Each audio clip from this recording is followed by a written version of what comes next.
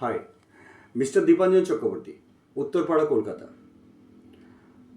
ওইখান থেকে উনি বিজেপির হয়ে 2026 বিধানসভা নির্বাচনে লড়ছেন।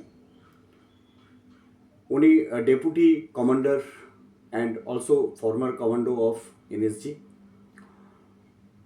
তো ওনাকে নিয়ে কিছু কথা আমি বলতে চাই। কারণটা হচ্ছে যে বিগত বেশ কয়েকদিন ধরে ওনাকে নিয়ে একটা রিউমার্স সমাজ মাধ্যমের মধ্যে চারিদিকে ছড়িয়ে বেড়াচ্ছে সবাই মিলে। তো এটা অবশ্যই বিরোধীদের একটা অপপ্রচারও হতে পারে। তো আমি কিছু ক্ল্যারিফিকেশন আপনাদের দিতে চাই যে কেউ যদি এনএসজি কমান্ডোতে যেতে চায় তার কোনোদিন কোথাও ডাইরেক্ট এন্ট্রি হয় না প্রথমত। কেননা those person is serving in military forces oblique paramilitary forces, CAPF, মানে আমি আপনাদের বলতে চাইছি military forces, Indian army, Indian navy and Indian air forces and paramilitary forces. এর মধ্যে অনেকগুলো আছে, সিআরপিএফ আছে, বিএসএফ আছে, সীমা সুরক্ষা বল আছে, তারপর আপনার আইটিবিপি আছে, তারপরে আরপিএফও আছে সিএপিএফের মধ্যে, and even state police personnel also can get entry in NSG commando. তো এই সকলের মধ্যে যারা ইন্টারেস্টেড তারা পার্সোনাল অ্যাপ্লিকেশন দিয়ে তারা এই এনএসজি কমান্ডোতে যেতে পারে, কিন্তু যদি তারা ওই ফিজিক্যাল এবং সাইকোলজিক্যাল ক্রুসিয়াল এক্সামিনেশন পাস করে তবেই। কেননা একটা এনএসজি কমান্ডো আমাদের দেশের সব থেকে বড় বড় ক্রুশিয়াল অপারেশনসকে আঞ্জাম দেয়, তাই তাদেরকে বড় বড় মানে খুবই কঠিন ফিজিক্যাল এবং সাইকোলজিক্যাল এক্সামকে পাস করতে হয়। তো সেখান কিন্তু তার মধ্যে একটা ক্রাইটেরিয়া আছে এবং শর্ত আছে যে মিনিমাম সার্ভিস 3 ইয়ার্স হতে হবে এবং এজ 35 ইয়ার্সের নিচে থাকতে হবে।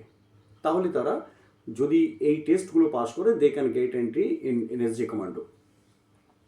আরেকটা কথা বলে রাখি যে মিস্টার দীপাঞ্জন বাবুর সঙ্গে যে আরেকটা কথা জুড়ছে যে উনি রতে ছিলেন। ইয়েস, একজন এনএসজি কমান্ডো রতে যেতে পারেন on deputation oblique personal willingness. যদি উনি ব্যক্তিগতভাবে মনে করেন যে আমি যাব, এবং যদি ওইখানের যে অর্গানাইজেশন আছে তারা যদি মনে করে যে হ্যাঁ he is capable and he is able and he has capabilities, then he can go and he can get entry in research analysis of wings. তো এখন কি হচ্ছে যে এটাকে পুরোপুরিভাবে একটা রিউমার্স ছড়ানো হচ্ছে যে উনি ছিলেন কি ছিলেন না বা কি ব্যাপার। আমি তাদেরকে একটা কথা বলতে চাই যে উনি যে পার্সোনাল ডিটেলস দিয়েছেন যে আমি এতে ছিলাম, আমি এনএসজি কমান্ডো ছিলাম, আমি রতে ছিলাম, তো তাতে যদি এটা মিথ্যে প্রমাণিত হয় তাহলে তো তার ওনার অটোমেটিক্যালি যে ক্যান্ডিডেট ব্যাপারটা আছে সেটা ক্যান্সেল হয়ে যাবে, ইলেকশন কমিশন সেটা ক্যান্সেল করে দেবে।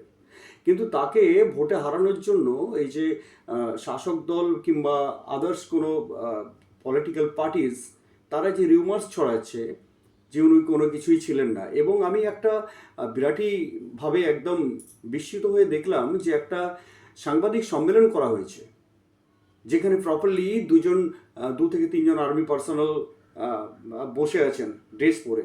যদিও আমার as per my personal view I hope যে ওই ড্রেসগুলো নকল ড্রেস, কেননা তাদের যে ক্যাপ পরার wearing, the process of wearing caps and dresses, that is not perfect. Being an Indian army personal আমি এটা জাস্টিফাই করেছি যে এটা হতে পারে না।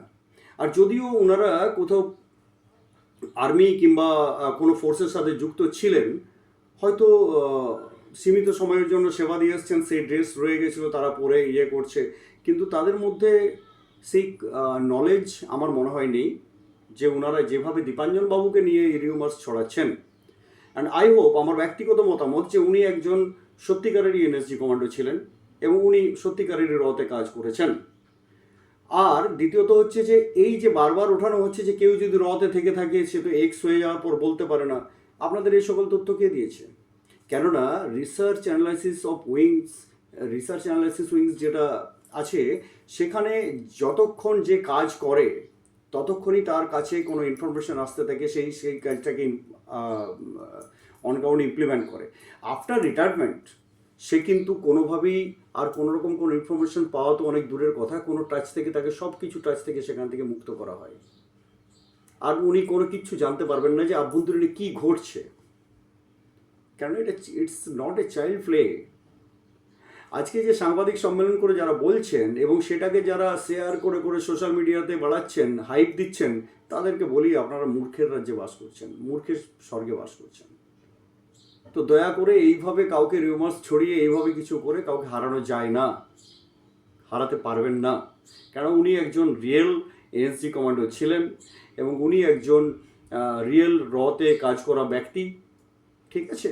তো অতএব এই ধরনের রিউমার্স ছড়িয়ে ওনাকে কিছু আরেকটা কথা বলে রেখে আপনাদের ইনফরমেশনের জন্য, যে কোথাও কোনো এনএসজি কিংবা রতে কোনো ডাইরেক্ট এন্ট্রি হয় না, এটা মাথায় ঢুকিয়ে নিন। তো দীপাঞ্জন বাবু, আপনাকে আমার তরফ থেকে, এক্স আর্মি পার্সোনাল বিশ্বরূপ রায়ের তরফ থেকে আপনাকে অনেক অনেক স্যালুট জানাই, যে আপনি এক জায়গাতে দেশমাতৃকার কাজ করেছেন, আবার দশের সেবার জন্য আপনি নেমেছেন। আরেকটা কথা মনে পড়ে গেল, যে যেই সকল ব্যক্তিরা এটা বলে থাকে না যে উনি কেন বলছেন যে আমি এত বছর ধরে দীর্ঘ কাজ করেছি, তাহলে আমি যদি বলি যে আজকের ডেটে যে আমি 18 ইয়ার্স আর্মিতে সার্ভ করেছি, আমাকে কি এক্সপ্লেনেশন করে করে বলতে হবে যে আমি ওখানে আর্মিতে এত বছর এখানে পোস্টিং ছিলাম, after that I get posting क्या बोलते हैं RR, राष्ट्रीय rifle, and it is not also included in Ministry of Defense, it is included in Ministry of Home. তো এর অনেক কিছু ভাগ আছে, অনেক কিছু ব্যাপার আছে যেগুলো আপনাদের মাথায় ঢুকবে না। আলতু ফালতু এইসব জিনিস না জেনে, আপনাদের কোনো জ্ঞান নেই, যে বিষয়ের উপর জ্ঞান নেই সে বিষয়ে কোনো কথা বলা উচিত নয়, এটা মাথায় রেখে কাজ করুন। আর দীপাঞ্জন বাবু, আপনাকে অনেক অনেক স্যালুট জানাই যে আপনি দেশের কাজ করার পর দশের কাজ করার জন্য নেমেছেন, এবং অগ্রিম শুভেচ্ছা রইল আপনাকে। আপনাকে অনেক অনেক অসংখ্য ধন্যবাদ যে আপনি দশের সেবার জন্য নেমেছেন। ওকে, নমস্কার, ভারত মাতা কি জয়।